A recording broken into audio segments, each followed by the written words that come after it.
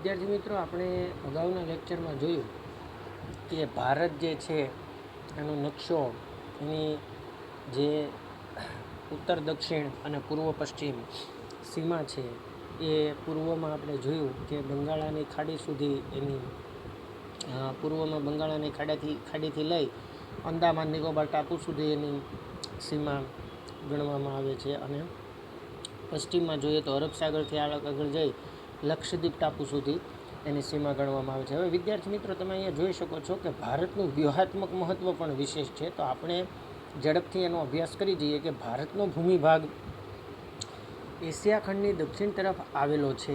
તેની ઉત્તરમાં ઊંચી પર્વત શ્રેણીઓ સેંકડો કિલોમીટર લંબાઈમાં પશ્ચિમથી પૂર્વ દિશામાં પથરાયેલી છે. પશ્ચિમથી પૂર્વ દિશામાં એ શ્રેણીઓ પથરાયેલી છે. તેના કારણે તિબ્બત તથા ચીન સાથે આવન જાવન કેવળ ઊંચાઈ આવેલા પર્વતીય ઘાટ મારફતે જ શક્ય છે. દક્ષિણમાં ભારતીય દ્વીપકલ્પની પૂર્વમાં બંગાળાની ખાડી, પશ્ચિમમાં અરબ સાગર તથા દક્ષિણે હિન્દ મહાસાગર આવેલો છે. આ સમુદ્રનો જળમાર્ગ તરીકે ઉપયોગ થાય છે. જમીન માર્ગો પર્વતીય અવરોધોથી ઘેરાયેલા હોવા છતાં ભારતે બહારથી આગમન થયેલા સાંસ્કૃતિક તત્વોને સ્વીકાર્યા છે અને તેઓ ભારતીય સમાજમાં ભળી ગયા છે. ઘણી વાર એવું બને વિદ્યાર્થી મિત્રો કે આપણા દેશની અંદર ઘણા બધા પ્રાચીન કાળથી વિદેશી લોકો આવતા રહ્યા છે. વેપાર વાણિજ્યની પ્રવૃત્તિ આપણા દેશમાં પ્રાચીન કાળથી થતી આવી છે. એના પરિણામે ભારતે જે બહારથી આવેલા લોકો છે એના સાંસ્કૃતિક તત્વોને અપનાવી લીધા છે અને સ્વીકાર્યા પણ છે, અને એ બધા ભારતીય સમાજમાં ભળી પણ ગયા છે. આ તમને આકૃતિમાં અહીંયા દૃશ્યમાન થાય છે કે ભારત જે છે એ બરાબર મધ્યમાં આકૃતિમાં આપણને દેખાય છે, અને એનું વ્યૂહાત્મક મહત્ત્વ પણ વિશેષ છે. તો એ કઈ રીતે? તો તમે જોઈ શકો છો. હવે ભારતનું વ્યૂહાત્મક સ્થાન આપણે જોઈએ. પૂર્વ ગોળાર્ધમાં મોકાનું સ્થાન ધરાવે છે અને તેનું વ્યૂહાત્મક મહત્ત્વ પણ વિશેષ છે. પૂર્વ ગોળાર્ધમાં, જેમાં પ્રાચીન કાળમાં પરસ્પર સંબંધોને વિકસાવવામાં સમુદ્રનું મહત્ત્વપૂર્ણ યોગદાન રહ્યું છે. આપણે જાણીએ છીએ વિદ્યાર્થી મિત્રો, અત્યારે આપણે હવાઈ મારફત, ટ્રેન મારફત, બસ મારફત એમ જુદા જુદા આવન જાવનના પરિવહનના સાધનો આપણે અત્યારે વિકસાવ્યા છે. પણ પ્રાચીન કાળમાં પરિવહન માટેનું એકમાત્ર સાધન હતું અને એ હતું દરિયાઈ મુસાફરી. એટલે કે સમુદ્રોએ ખૂબ જ મહત્ત્વનું યોગદાન એમાં આપ્યું છે. હિન્દ મહાસાગરના શીર્ષસ્થ સ્થાને ભારત આવેલું છે. તમે જોઈ શકો છો કે અહીંયા આકૃતિમાં હિન્દ મહાસાગર દેખાય છે, એના શીર્ષસ્થ સ્થાને ભારત આવેલો છે. પૂર્વ આફ્રિકા, પશ્ચિમ એશિયા, દક્ષિણ એશિયા તથા દક્ષિણ પૂર્વ એશિયાની દેશોની સાથે સમુદ્ર માર્ગો દ્વારા ભારતનો સંબંધ પ્રાચીન કાળથી રહ્યો છે. પૂર્વ આફ્રિકા હોય કે પછી એમ કહીએ કે પશ્ચિમ એશિયા, દક્ષિણ એશિયા તથા દક્ષિણ પૂર્વ એશિયાના દેશો સાથે. પરિણામે ભારતે આ દેશોની સાથે ઘનિષ્ઠ સાંસ્કૃતિક અને વ્યાપારિક સંબંધો પોતાના વિશિષ્ટ સ્થાનના કારણે વિકસાવ્યા છે. આ દેશો સાથે એના ઘનિષ્ઠ સંબંધો જે વિકાસ પામ્યા છે એ પોતાના વિશિષ્ટ સ્થાનના કારણે વિકાસ પામ્યા છે. હિન્દ મહાસાગરમાં કોઈ પણ દેશની તટીય સીમા ભારત જેવી નથી. ભારતના મહત્ત્વના સ્થાનને કારણે એક મહાસાગરનું નામ એટલે કે હિન્દ મહાસાગર તેના નામ પરથી રાખવામાં આવ્યું છે. તો હિન્દ મહાસાગરની વાત કરીએ. હવે આપણે જોઈએ કે આંતરરાષ્ટ્રીય જળમાર્ગો પર ભારતનું સ્થાન મહત્ત્વનું છે. ઈસવીસન 1869માં સુએઝ નહેર શરૂ થવાથી ભારત અને યુરોપ વચ્ચેનું અંતર આશરે 7,000 કિલોમીટર જેટલું ઘટી ગયું. અહીંયા એક ઘટના બની છે કે ઈસવીસન 1869ની અંદર સુએઝ નહેર બને છે, અને સુએઝ નહેર બનવાથી ભારત અને યુરોપ વચ્ચેનું જે અંતર હતું એમાં 7,000 કિલોમીટર જેટલો ઘટાડો થઈ ગયો. પૂર્વ તથા દક્ષિણ પૂર્વ એશિયા અને ઓસ્ટ્રેલિયાથી આફ્રિકા તથા યુરોપને સાંકળતા જળમાર્ગો હિન્દ મહાસાગર થઈને જાય છે. દક્ષિણ આફ્રિકા થઈને આવતો જળમાર્ગ તથા સુએઝ જળમાર્ગ ભારત પાસેથી પસાર થાય છે. એ જ માર્ગ દ્વારા ઇન્ડોનેશિયાની મલાક્કા સામુદ્રધુની થઈને પેસિફિક મહાસાગર પસાર કરીને કેનેડા તથા યુએસ પહોંચી શકાય છે. એટલે તમે વિચારી શકો કે વિશ્વના મહત્ત્વના જે વિકસિત દેશો છે, ઔદ્યોગિક રીતે ધમધમતા દેશો છે, એમાં જવા માટેનો એકમાત્ર વિકલ્પ છે કે ભારતથી તમારે પસાર થવું પડે. તો આ એક ભારતનું એક વ્યૂહાત્મક સ્થાન અહીંયા જોવામાં આવે છે. અને સુએઝ નહેરનું યોગદાન ઘણું બધું છે. ભારતના વ્યૂહાત્મક મહત્ત્વને વિશેષ આપવામાં કારણ કે સુએઝ નહેર બનવાથી ભારત અને યુરોપ વચ્ચેનું જે અંતર હતું એમાં 7,000 કિલોમીટર જેટલો ઘટાડો થઈ ગયો. જે અત્યારે આપણે જોઈએ તો ભારત અને ફ્રાન્સ વચ્ચેનું અંતર કંઈક એટલું બધું થાય છે.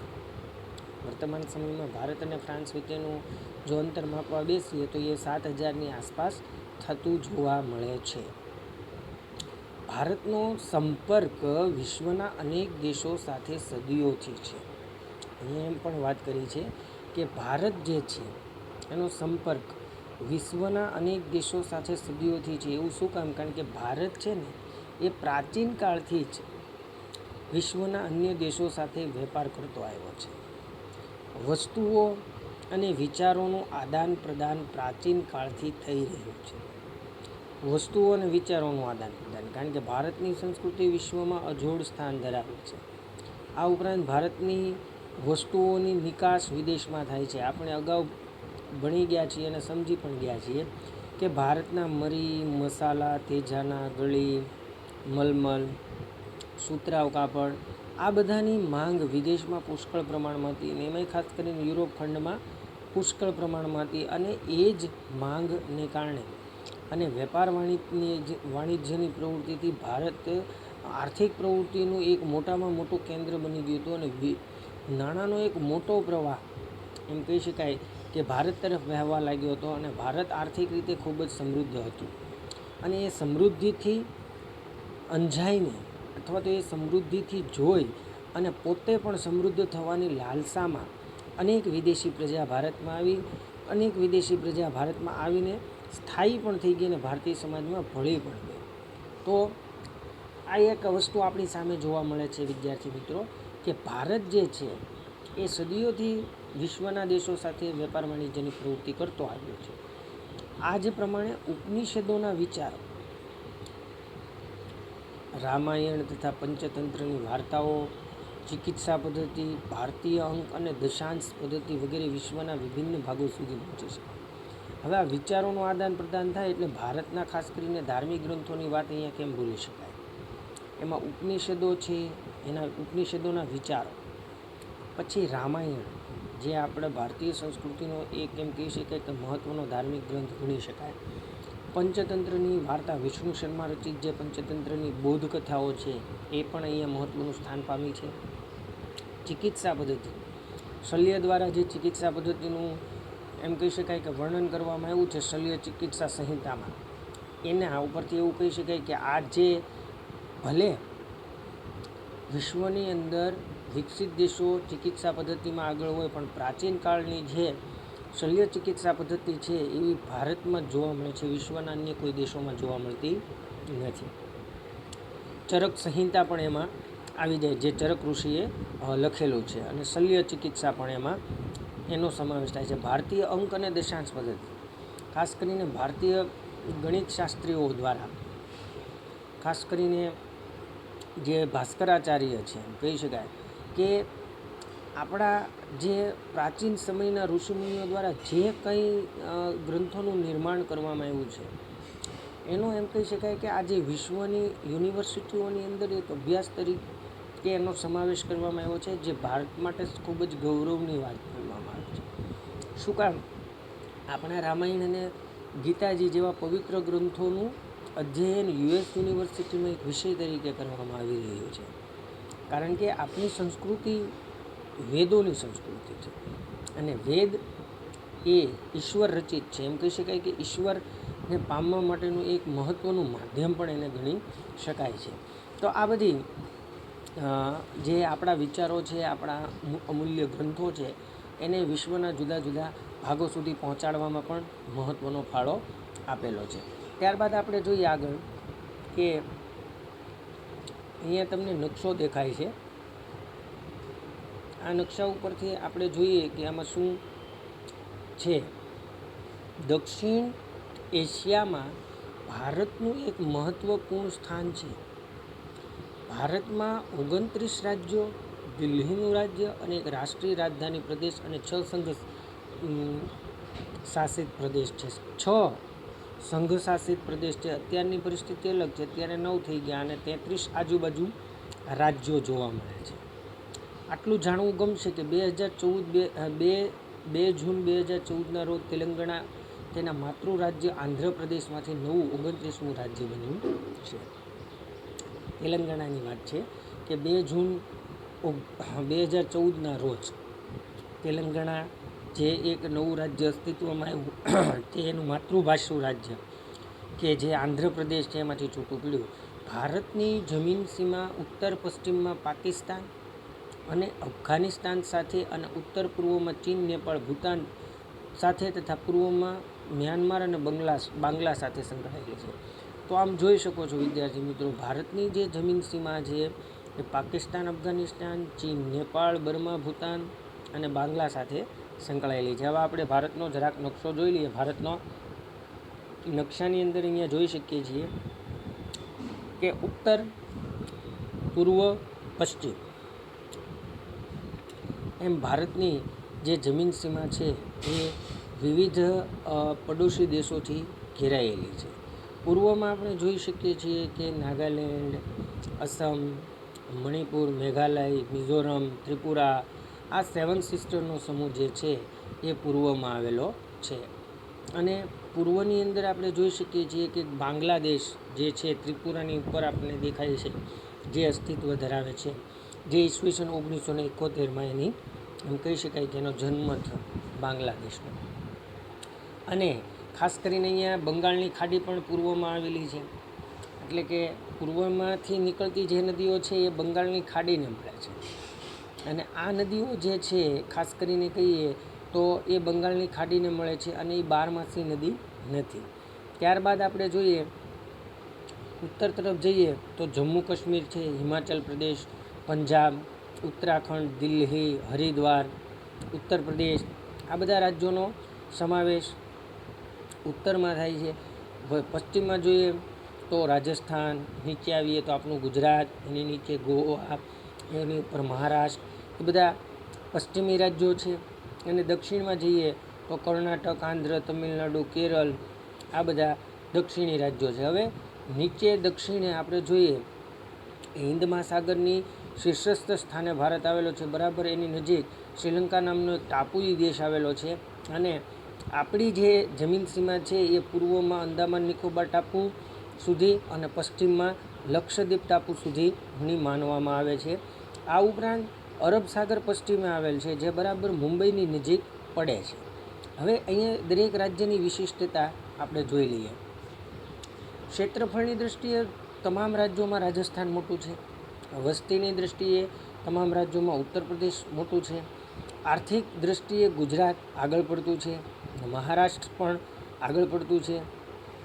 અને અહીંયા જોઈએ તો દક્ષિણી રાજ્યોની અંદર ખાસ કરીને જે તમિલનાડુ છે, આંધ્ર છે, કર્ણાટક છે, એ પણ આર્થિક દૃષ્ટિએ આગળ પડતા રાજ્યો માનવામાં આવે છે. એમાંય અને ખાસ કરીને અહીંયા જોઈએ આપણે તો સિક્કિમ સૌથી નાનામાં નાનું રાજ્ય ગણવામાં આવે છે. અને અમુક બાબતોની અંદર એમ કહી શકાય કે સિક્કિમ રાજ્ય જે છે એને અમુક પ્રતિબંધ પણ મૂકી દીધા છે. દાખલા તરીકે અમુક પ્રતિબંધ કેવા તો કે ભાઈ એમાં અમુક નિકોટિન તત્વોનું વેચાણ થઈ શકતું નથી. એની ઉપર સિક્કિમ રાજ્યે પ્રતિબંધ મૂકનાર એ પ્રથમ રાજ્ય બનેલું છે. ત્યારબાદ આપણે જોઈએ કે પડોશી દેશોમાં વાયવ્ય દિશાએ પાકિસ્તાન આવેલું છે. પાકિસ્તાનથી આગળ જતાં અફઘાનિસ્તાન આવેલું છે. ઉત્તરે ચાઇના, તિબ્બત પણ આવેલું છે. પૂર્વમાં બર્મા એટલે કે મ્યાનમાર આવેલું છે અને બાંગ્લા આવેલું છે. તો દક્ષિણે જોઈએ તો શ્રીલંકા આવેલું છે. આમ ભારત છે એ અલગ અલગ રાજ્યો પોતાના ધરાવે છે અને અલગ અલગ દેશો એના પડોશી બનેલા છે. અહીંયા આપણે જોયું ભારત અને પડોશી દેશો વચ્ચેની વાત, તો શ્રીલંકાથી આગળ જતાં હિન્દ મહાસાગર આવેલો છે. માલદીવ ટાપુ પણ જોવા મળે છે. તો વિદ્યાર્થી મિત્રો, ભારતનું વ્યૂહાત્મક મહત્ત્વ વિશેષ છે. ઉપરાંત ભારત એક સંઘ રાજ્ય ગણવામાં આવે છે, સંઘ શાસિત પ્રદેશ ગણવામાં આવે. જુદા જુદા રાજ્યોનો સંઘોનો બનેલો દેશ એટલે ભારત દેશ. અહીંયા આપણે એ વાત કરી. બીજું આગળ આપણે જે તેલંગાણાની વાત કરી કે તેલંગાણા જે અહીંયા છે, જે આંધ્રમાંથી છૂટું પડ્યું 2 જૂન 2014ના રોજ, આ એનું માતૃભાષી રાજ્ય છે જે આંધ્ર છે. અને બીજું કે ગુજરાતને બીજા બધા રાજ્યો કરતાં સૌથી વધુ દરિયો કિનારો મેળવ્યો કે પશ્ચિમના છેડો એટલે ગુજરાતને આશરે 1600 કિમી જેટલો લાંબો દરિયો કિનારો મેળવ્યો છે. ભારતનો કુલ દરિયો કિનારો જે છે એ 7500 એટલે 7500 કિલોમીટર જેટલી લંબાઈ ધરાવે છે. એમાંથી 1600 કિલોમીટર તો માત્ર ગુજરાત પાસે છે. અને બીજા નંબરે વાત કરીએ વિદ્યાર્થી મિત્રો તો એમાં આંધ્રપ્રદેશ આવે છે, દરિયાઈ સીમાની વાત કરીએ તો, બરાબર. એટલે અહીંયા દરેક રાજ્યનું મહત્ત્વ પણ વિશેષ રહેલું છે. અને ચાહે એ મધ્યપ્રદેશ હોય, છત્તીસગઢ હોય, ઓડિશા હોય, કર્ણાટકા હોય, મહારાષ્ટ્ર હોય, તમિલનાડુ હોય, મધ્યપ્રદેશ હોય, ગુજરાત હોય, ગોવા હોય, રાજસ્થાન હોય, દિલ્હી હોય, ઉત્તરાખંડ, પંજાબ, હિમાચલ પ્રદેશ, હરિયાણા, જમ્મુ કાશ્મીર, સેવન સિસ્ટરનો પ્રદેશ લઈ લઈએ તો અહીં આપણે અરુણાચલ પ્રદેશ છેલ્લે પૂર્વમાં, પશ્ચિમમાં ગુજરાત, ઉત્તરે જમ્મુ કાશ્મીર અને દક્ષિણે કન્યાકુમારી સુધીનું ગણવામાં આવે છે. તો આમ ભારતનું જે જમીન વિસ્તાર છે ખાસ કરીને એનો વ્યૂહાત્મક મહત્ત્વ પણ વિશેષ જોવા મળે છે. ત્યારબાદ વિદ્યાર્થી મિત્રો આપણે વાત કરીએ કે ભારતની જે દક્ષિણ દિશામાં ખાસ કરીને આપણે વાત કરીએ હમણાં કે દક્ષિણ દિશાની અંદર આપણે સમુદ્ર કિનારે આપણા પડોશી દેશો, ખાસ કરીને સમુદ્ર કિનારે જે આપણા પડોશી દેશો છે વિદ્યાર્થી મિત્રો, એમાં શ્રીલંકા અને માલદીવ આવેલા છે. ભારત અને શ્રીલંકા પાલ્કની સામુદ્રધુની અને મન્નારના અખાત દ્વારા અલગ પડતા જોવા મળે છે. અહીંયા માલદીવની જેમ કહી શકાય કે ભારતના સમુદ્ર કિનારે આવેલા પડોશી દેશો જોઈએ તો શ્રીલંકા અને માલદીવ છે. એમાં ભારત અને શ્રીલંકા એ બંને પાલ્કની સામુદ્રધુની અને મન્નારના અખાત દ્વારા અલગ પડતા જોવા મળે છે. અરબ સાગરમાં લક્ષદ્વીપ ટાપુઓ આવેલા છે. આપણે હમણાં વાત કરીને પશ્ચિમે અરબ સાગર આવેલો છે, ત્યાં લક્ષદ્વીપ ટાપુ આવેલા છે, જ્યારે બંગાળાની ખાડીમાં અંદમાન નિકોબાર ટાપુ આવેલા છે. તો વિદ્યાર્થી મિત્રો એ આપણે અહીંયા સમજ્યા કે શ્રીલંકા અને ભારતને છૂટા પાડનાર જે કોઈ હોય તો એ પાલ્કની સામુદ્રધુની અને મન્નારનો અખાત, અને બે ટાપુની વાત કરી, પશ્ચિમે આવેલ ટાપુ અને પૂર્વમાં આવેલ ટાપુ. અહીંયા આપણને આટલું જાણવું ગમશે એમ કીધું કે ભારતનો દક્ષિણતમ છેડો ઇન્દિરા પોઈન્ટ, ઉત્તર છેડો ઇન્દિરા, પૂર્વનો છેડો વરાંગુલ અને પશ્ચિમનો છેડો સિરક્રી એ વર્ષ 2004માં આવેલ સુનામીમાં જળમગ્ન થઈ ગયો હતો. આ સાથે અંદમાન નિકોબારના પણ કેટલાક ટાપુઓ સમુદ્રમાં ડૂબી ગયા હતા. વિદ્યાર્થી મિત્રો આપણે જોઈએ કે વર્ષ 2004માં સમુદ્રની અંદર એક પ્રકારનો મોટા મોજા ઉછળાવ્યા અને લો પ્રેશર સર્જાતા એક સુનામી કહી શકાય કે સમુદ્રની અંદર 10-10, 15-15, 20-20 માળ જેટલા ઊંચા મોજા ઉછળતા એનું પાણી જે દરિયા કિનારાના વિસ્તારો હતા એને તો ડૂબાડી દીધું હતું, પણ આજુબાજુના વિસ્તારો જે 50થી 100 કિલોમીટર સુધીની અંદર આવતા હોય એમાં પણ ઘણી બધી વિનાશક અસરો જોવા મળી હતી. અહીંયા દક્ષિણતમ છેડો જે 2004ની અહીંયા વાત કરી છે કે ઇન્દિરા પોઈન્ટ છે એ સુનામીમાં જળમગ્ન થઈ ગયો હતો.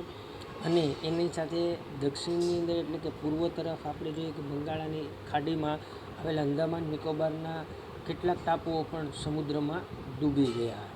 તો આના ઉપરથી એવું સ્પષ્ટ થાય છે કે જે આ સુનામી છે એ કેટલી વિનાશક હશે. તો વિદ્યાર્થી મિત્રો અત્યારે આપણે ભારતનું વ્યૂહાત્મક સ્થાન વિશે ચર્ચા કરી, ભારતના નકશામાં એના પડોશી દેશો અને એના રાજ્યો વિશેની માહિતી મેળવી.